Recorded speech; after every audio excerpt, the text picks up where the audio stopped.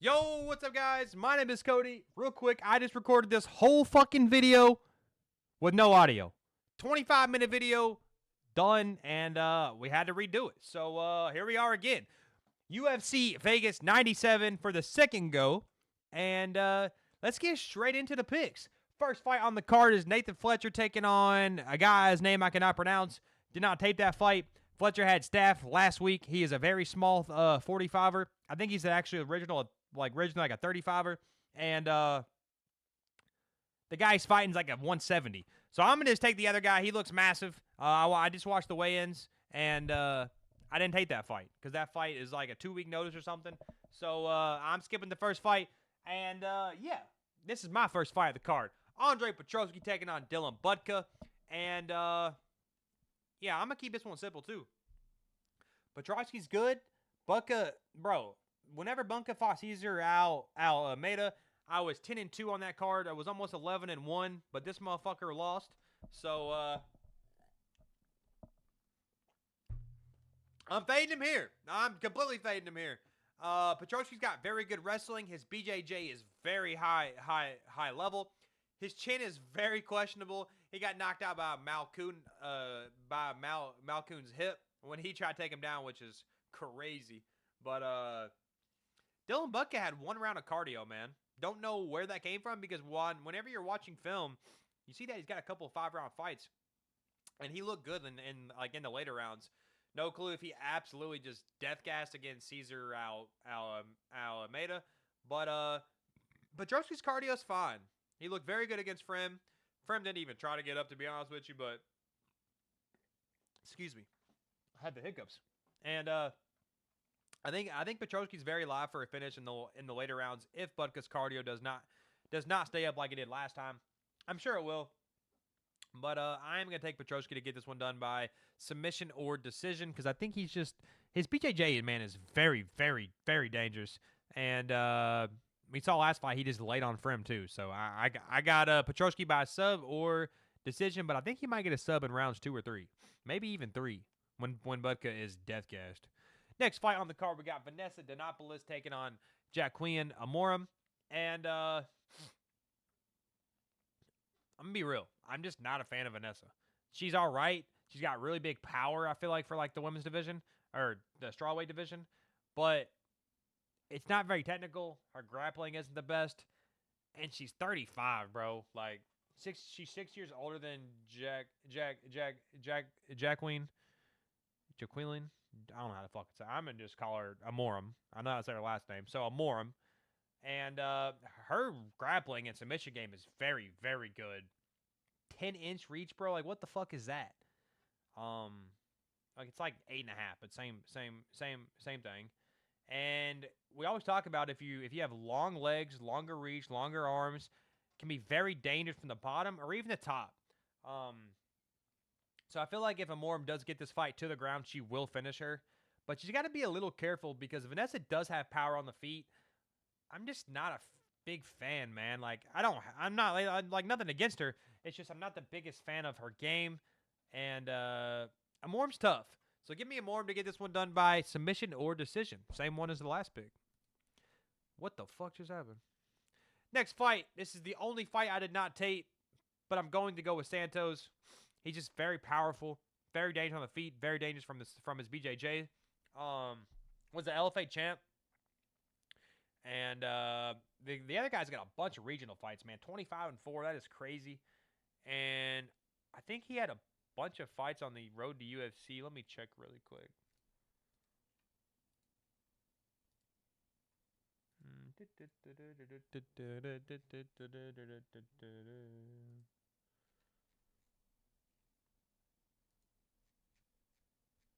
Yeah, this guy he's got 14 submission wins and 6 decision wins. I feel like Santos' submission defense is just really, really good. I don't see this guy. How do you even say his name? Zygimantas? I don't see this Zygimantas guy. That's what I'm gonna call him. Yizha? I don't fucking know his name. But I love Gabriel Santos, man. I think he's very, very good. Dangerous, just like I said. Good submission game. Very good power in his hands. And yeah, I'm gonna take Santos to get this one done by finish of some sort. Submission or knockout. Next fight on the card, I'm going to be taking. Okay, I ain't going to tell you who I pick yet. We got Felipe Dos Santos taking on Andre Lima. We'll start on the Lima side. He got bit in his last fight by Igor Severino, which, in my opinion, he was losing. He was getting controlled up against the fence, but he was fouling him a bunch, man. Like, kicking him in the balls, poking him in the eye. And I just don't really fuck with that. And I love Dos Santos. I love Felipe, man. He's got really good boxing, pretty good power. Had a really good fight with Manel Kopp in his debut in the UFC. And that's a hard fight to take, man. A very hard fight. He's got 2.5 inch reach advantage. I feel like he's fought the better competition. And I don't know, man. I don't know how he's the dog here. I really don't. If best, pick him at best. But getting him plus 150 on Dos Santos here is like a fucking bag, I feel like. Like, I just feel like Dos Santos is good. And, yeah, I'm coming off that Cobb fight. He got knocked down a couple times. He also hurt Cobb a couple times, which is very, very impressive. And, yeah, man, I'm going to take Santos to get this one done by knockout or decision. Next fight on the card, this guy is minus 2,500, so I'm not even going to talk about this fight. No clue why he's that high of a favorite. He should be even higher, to be honest, because this guy's taking this fight on like 2-day notice, which is crazy. So, yeah, give me Dulgarian and give me Isaac Dulgarian by knockout. Next fight on the card, we got Chris Padilla taking on Zhu Rong. And, bro, looking at some of the records and watching some film on this, I'm all over the dog here in this one, too, because, bro, Zhu Rong, his only losses are by submissions. Rear naked chokes, triangle chokes.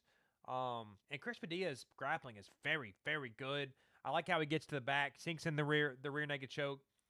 He's 4 years older, which is like, whatever. I mean, they're both 20, or they're both in their 20s. They're both in their prime. Padilla does have a 2-inch reach advantage. Zhu Rong has a bunch of fights on the regional scene. But I'm going to side with Chris Padilla in this one. I see him getting a submission, which is crazy because he's plus 220. But I'm going to be real. Didn't really watch much film on this Zhu Rong guy. I don't watch film if you're not from the UFC for real, which is probably not the best, but I'm just not a big fan of, like, I don't know who they're fighting. Like, I don't know if they're cans. I don't know if they're good. You come in the UFC and you show me something, then I'll definitely watch some film on you. But give me Chris Padilla to get this one and give me the upset by submission. This is a good fight. Here we go.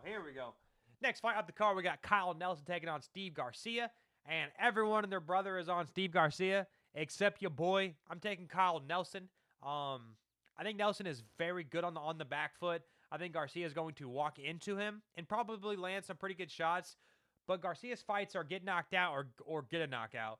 The 4-inch reach advantage is definitely a little suspicious because I did not know that.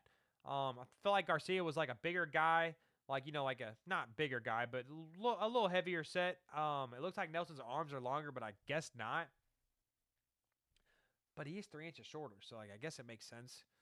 I just like Nelson in this spot, and maybe I'm crazy. Maybe this is the dumbest pick you've ever seen, but I like his counter striking. I like his defensive prowess, and I don't like the way Garcia just runs at people, bro. Like he just walks them down. He's there to be hit. Nelson's got really good power. He put out Bill Algeo in his last fight. And yeah, I'm taking Kyle Nelson, man. I got Kyle Nelson, knockout or decision. I feel like he could knock him out because the way Garcia fights, it's a Garcia fight. Somebody's getting slept. But if not, I think Nelson can definitely outpoint him and win a decision too. So give me Nelson by decision or knockout. This fight actually got canceled. And now Cody Durden is fighting Schnell. And I think Durden is going to beat Schnell. He could knock him out. He could submit him. He could hit him once in his chin and knock him out. But we ain't going to talk about that fight. Next fight on the card, we got Jessica Andrade taking on Natalia Silva. And this is a banger fight, too. Andrade's a legend. She's very, very powerful. I mean, this girl's got crazy power, bro. Like, she gets on the inside and she's letting it go. Pretty good submissions, too. But she struggles with fighters that can just tit and tat around her. And Silva is very, very good at that. She controls distance very good. One thing I will say, we're in the apex, which could be a little dangerous for Silva. But I think she's just that dude, man. Like, she is good, bro. 3-inch reach advantage. 5 years younger. doesn't have as much damage on her as Andrade does. But I'm not going to sit here and say Andrade doesn't have a chance because she very likely has a chance to win this fight.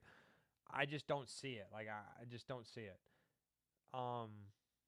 Silva's just very good, man. Very good kick boxer. She has a couple knockouts, a couple subs. She is a finisher. But yeah, give me Silva by I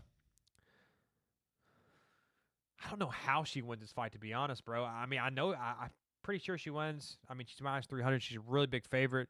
But picking the props kind of hard, so I'll just give me Silva to win this fight. Probably by decision. Main event on the card, we got Sean Brady taking on Gilbert Durden Burns. And this is an interesting one, man. Gilbert Burns being 38 is the first thing I look at. He got injured against somebody. Forgot who it was. Shoulder injury. He landed right on that shoulder. Next fight against JDM was winning and then got knocked out in the last 30 seconds. Very unfortunate. He was also the live favorite. And that knee was just too clean, bro. Like, Gilbert couldn't do anything about that. Very, very good knee. But like I said, Durden was winning before that knee landed, man. And Brady's a dog, man. Like, he's 16-1. Only loss was to Bilal. Bilal knocked him out. Not the best look because Bilal don't knock out anybody. But Bilal's cardio is so good, man. If you can't keep up, like, it makes sense how he knocked out Brady. And I want to say Burns can do the same thing. Don't think Burns' cardio is as good as Bilal's, of course. But if Brady doesn't get him out of here in rounds 2, 3, maybe even 4, I feel like Burns is live for a finish in the later rounds, man. I hate that he's 38. I really do. I don't know if he's dealing with any injuries, but I think I'm gonna take Burns. I really do think I'm gonna take Gilbert. Small underdog. Had a sneeze. Damn, it went away. It's even worse. He's small underdog. Very good power. That Chimaev fight was crazy. Knocked down Chimaev, which is very impressive. And I just don't know about Brady's chin, man. We've never really seen him been hit because his grappling is so good. But a 5-round fight, I mean, I don't know, man. I just think all the roads lead to Gilbert in this fight. And maybe I'm crazy. Maybe Brady comes out and just fucking mollywops him. But even if he takes him down, bro, Burns' BJJ is dangerous. Arm bars, fucking, he might take his back. I don't know what he'll do. But give me Burns. I got to blow my nose. Give me Burns to get this one done by finish. I think in the later rounds, 3, 4, 5, knockout or submission. And, yeah, that's Vegas 97. I got to go blow my nose. Peace.